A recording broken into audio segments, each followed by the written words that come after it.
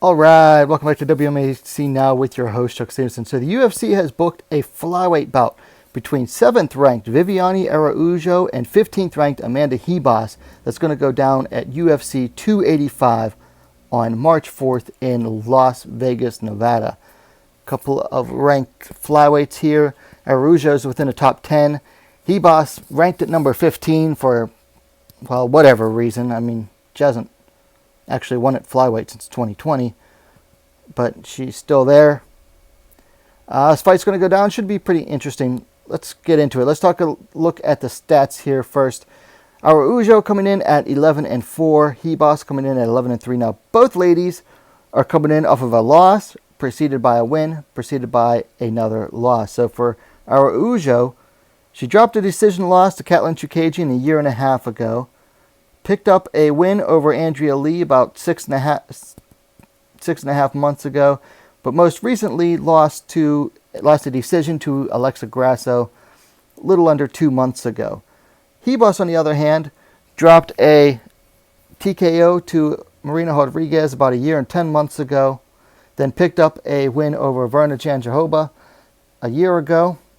Those were all at strawweight, and then recently moved up to flyweight, dropped a split decision loss to Katlyn Chookagian. That was 5 months ago. And that was a very close fight, I will admit that. Looking at the age, Ribas is younger by 7 years. She's 29-36 for Araujo.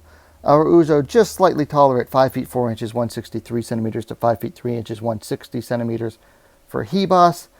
Araujo has the reach advantage as well, 68 inches, 173 centimeters to 66 inches, 168 centimeters for Amanda Ribas. So, is it just me, or is the UFC really trying to push Ribas at flyweight?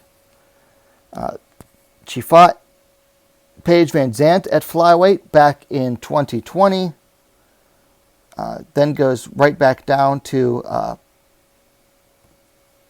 strawweight. Drops that loss to Marina Rodriguez.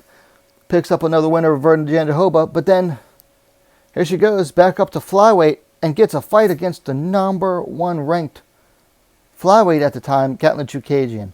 And people are going to say, well, that was a very close fight. You know, she almost won. Almost doesn't really count, people. Almost does not count. And then they decide that they're going to rank Ribas at number 15 after Marina Moroz dropped a loss, after 3 straight wins in the division. And now here we go. She's fighting against a top 10 again. So clearly the UFC wants to push Ribas at flyweight. I think this is going to be a tough fight for her. Araujo does not gas out like she used to, and Araujo has heavy hands. And if Ribas just starts blitzing it forward like she tends to do, she's going to get hit on the chin, and she's going to go down with her lights out. So if I were Ribas, I'd really be working on her game plan for this bout, because if she just tries to bull rush Araujo like she does in a lot of fights, she's getting hit on the chin and she's going out. On the ground, I think it's going to depend on who gets who to the ground and who gets top position. On the ground, I'd say they're about even. I think Araujo has the slightly stronger wrestling, and she'll have the better top position. But Ribas does have that patented women's MMA head and arm throw in her arsenal, and she makes it work. So she could get away with that. And then we'll see. On the feet, though, I think Ribas will be faster than Araujo. But power-wise, it's going to be Araujo, and Ribas is going to have to work really hard to avoid those heavy hands. Anyway, those are just some quick initial thoughts on this fight. Let me know your thoughts in the comments down below. Like the vid, please give it a like. Draws more people to the video.